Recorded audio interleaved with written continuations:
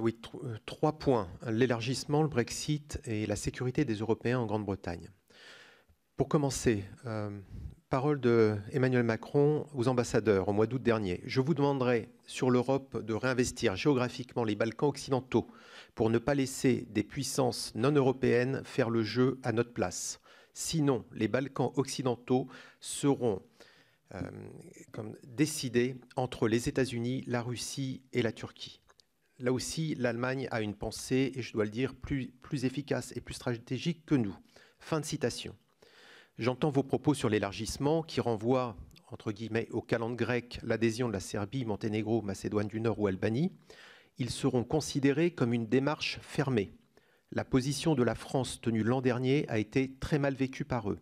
J'en avais parlé d'ailleurs l'an dernier avec le président Vučić, les premiers ministres Zaev et Rama. Par rapport à ce que vous dites sur le brain drain, reconnaissez que ce sont les pays de l'Europe de l'Ouest qui l'organisent. Par exemple, en Albanie, les Allemands donnent des cours d'allemand à tous les médecins en leur proposant un poste en Allemagne. On les saigne d'un côté et on leur donne des leçons de l'autre. Si l'Union européenne tient la ligne que vous présentez, elle commettrait une erreur historique. Qu'allez-vous donc proposer aux candidats à l'adhésion pour éviter qu'ils se tournent vers la Russie, la Chine, la Turquie, en cohérence avec le discours du président de la République? Pour le Brexit, je vis au Royaume-Uni depuis 22 ans. Le no deal, c'est le multi-deal. On ne fonctionnera pas sans deal, et vous l'avez très bien dit, donc on fera plein d'accords. Ce sera le chaos, le lose-lose absolu. J'entends votre vœu d'accord avec le Premier ministre britannique, mais nous l'avons déjà eu avec Theresa May, l'accord. Et il n'y a pas eu d'accord du Parlement. Et on sait très bien qu'il n'y aura pas d'accord du Parlement derrière, même si vous avez, là, c'est clair, on le sait. Donc il y aura nécessité d'organiser des élections générales. Est-ce que 3 mois vous paraît réaliste au vu de l'expérience que nous sommes en train de vivre? La dernière fois, ils avaient réclamé 3 mois et nous leur avions accordé 6 mois. On voit aujourd'hui que c'est nécessaire. Donc, est-ce que 3 mois vous paraît réaliste? Ensuite, concernant la sécurité, je voudrais rendre hommage à ceux qui, au Royaume-Uni, défendent les droits des Européens, comme l'organisation The 3 Million, Gina Miller pour la société civile, ou de nombreux parlementaires qui font preuve d'un grand courage personnel. Les discours anti-européens font rage au Royaume-Uni. Je suis préoccupé pour la sécurité des Européens qui sont stigmatisés par les Brexiters. Avez-vous prévu d'exprimer officiellement pendant le Conseil que le gouvernement britannique porte une responsabilité pour garantir leur sécurité afin de faire baisser la pression? Je vous remercie. Madame la ministre. Sur les Balkans, oui, nous avons et de très nombreux échanges avec le président sur notre volonté de réinvestir pleinement, économiquement, culturellement, politiquement la région. Il s'est rendu en Serbie. Madame Dariussek, ma collègue ministre, ira au Monténégro dans quelques semaines. Je me rendrai moi-même très prochainement en Croatie. Donc, notre présence dans les Balkans, tout comme au voisinage de l'Europe, j'étais en Roumanie, en Moldavie et en Ukraine dans les derniers mois, nous avons à être présents sur ces zones qui ne sont pas dans l'Union européenne. Bon, j'ai aussi vécu au cours des derniers mois la présidence du Conseil de l'Europe, qui est l'institution des 47 États du continent. Cela nous montre la responsabilité qui est la nôtre vis-à-vis de ces zones de voisinage. Et le but, ce n'est pas juste de signer des partenariats et des accords de voisinage. Le but, c'est de bien y mettre un sens politique et un investissement politique et économique. Ce que je veux juste vous dire, c'est parfois, je pense qu'on mélange un peu les sujets. L'élargissement, la négociation d'adhésion, c'est un processus juridique. Il a une vocation juridique et politique. Je ne vais pas ici reprendre ce que j'ai dit. Mais il y a un deuxième sujet qui est le développement économique, culturel, social, des familles, des jeunes. Et comment dans ces pays, et vous avez très bien dit, on arrête aussi parfois l'hypocrisie. Oui, il faut qu'on développe des infrastructures, il faut qu'on développe des marchés de capitaux, il faut que les entrepreneurs puissent développer leurs entreprises, avoir accès à un marché régional, etc. C'était les discussions à Poznan pour le sommet des Balkans occidentaux. Mais il faut effectivement que notre position soit cohérente. Et vous avez pointé le doigt sur certaines incohérences.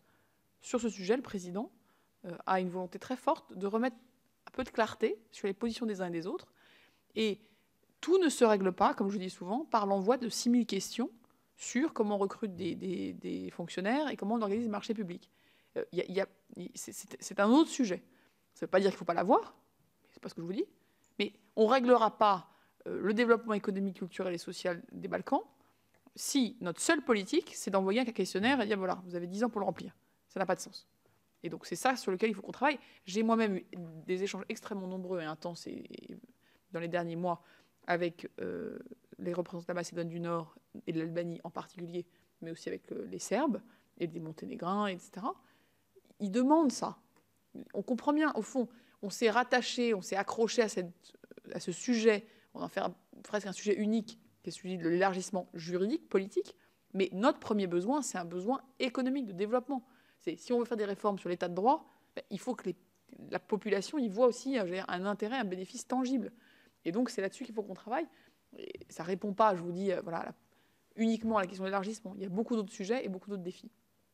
Vous m'avez interrogé sur le Brexit et la sécurité et le message que nous pouvions envoyer. Le Premier ministre et tout le gouvernement français a une position très claire.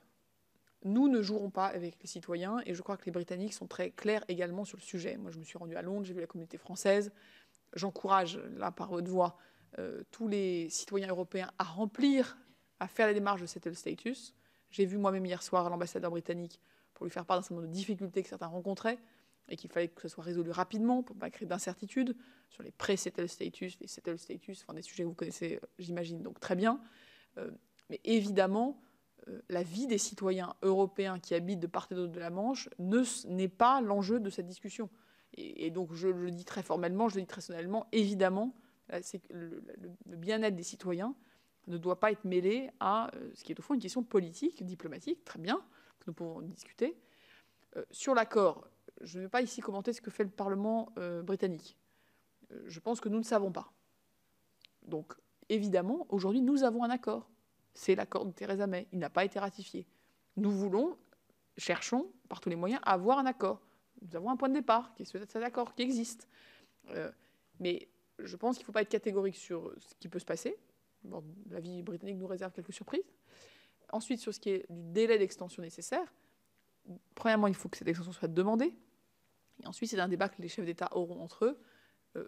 Si le Royaume-Uni demande une extension, il y a aussi des conséquences pour l'Union européenne, pour son fonctionnement. La présence d'un commissaire britannique, par exemple, etc. etc. Donc, ce n'est pas des choses qui se font automatiquement. On n'est pas dans un jeu où les positions des uns et des autres pourraient évoluer à tout moment. Ça porte beaucoup de conséquences et donc il faut qu'on y travaille. Merci Madame la Ministre. Si vous le permettez, donc une dernière question.